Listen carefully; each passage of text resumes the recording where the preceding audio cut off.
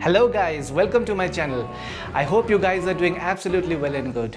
Now guys, today I have with me a smartwatch which is Realme Smartwatch S, and also I have got an X oximeter which helps to measure your blood saturation level.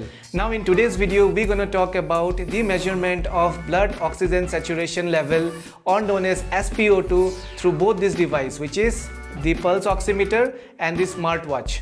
So we're going to see what is the difference between these two devices and what are the readings which comes in both the devices. We will do a sample test or a check on both the devices.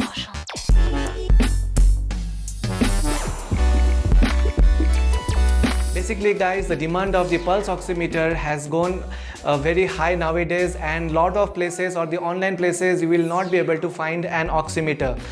Due to the rising COVID cases, I believe that this is one of the device which helps you keep a track of your blood oxygen level, and also in fact which makes you feel confident. Now due to the high demand and the supply is less, I think the price has gone high. So I have one of this device, and which costed me around 2,500 rupees, which I have bought it through an offline store, and also I have got a Realme Watch S. Now why I am saying Realme watches, because both this device, I mean this already has got a device, I mean this is already a device to measure your oxygen level, but nowadays in most of the smartwatch that comes with an SpO2 function, which is to measure your blood oxygen level saturation. And also I have got one more device which is OnePlus Band along with me, which also has the feature of SpO2. So we'll do a quick check which performs well in fact. Also guys, if I have to talk about the pricing, now both this device almost will cost you the same. For example, now this device have costed me around 2,500 rupees, and nowadays if you go to any online store, Amazon or Flipkart, to buy a smartwatch or a smart band, it starts from normally 1,000 to 2,000 rupees, and you can and you have the same feature of measuring your SpO2. So I think you can opt for any one of it. Also guys, before we do the test part of both the devices, I mean there is always a disclaimer which is being given by all the smartwatch or the smart band companies, is that this device or the readings which comes through the software of the device should not be referred for any medical purpose. Now that disclaimer is something which is always given with all the smartwatch and smart band. So guys, here I have with me the Realme Smartwatch S, as you can see it here, and also I have the oximeter which is here. Now the oximeter has already started reading, and here I have also switched on the Realme Smartwatch S oximeter. So let's see what is the result which comes in. Now one disclaimer is that while you do this measurement, you have to be completely in a relaxed state of mind. You should be relaxed. You should not do this measurement after coming back from an exercise or from some work. So I think you should take care of that part, and let's see what is the result.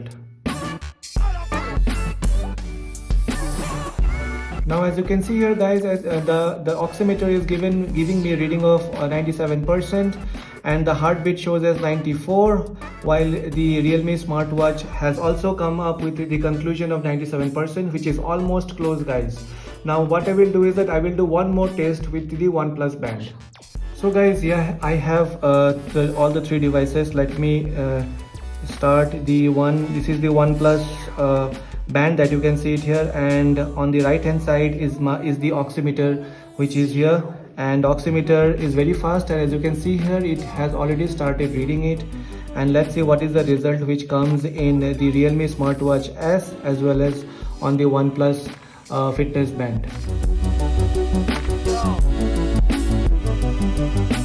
Okay, Realme Smartwatch S is showing as 97%, OnePlus is showing as 97%, whereas oximeter is showing as now 95. It's between 95 to 96. So guys, anything which is below 95 is dangerous as per the new norms, so do keep a track of it. So guys, I think the result is in front of you. So this is what the measurement is in both the devices.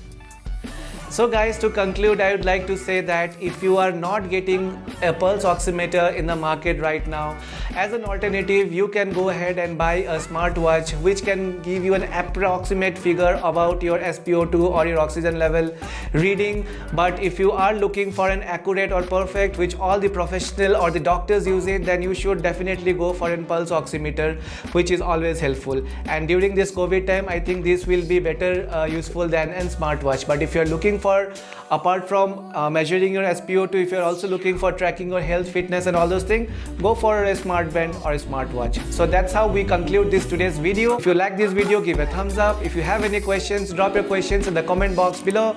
Also do subscribe and like my videos, and I will see you guys in the next one. Thank you.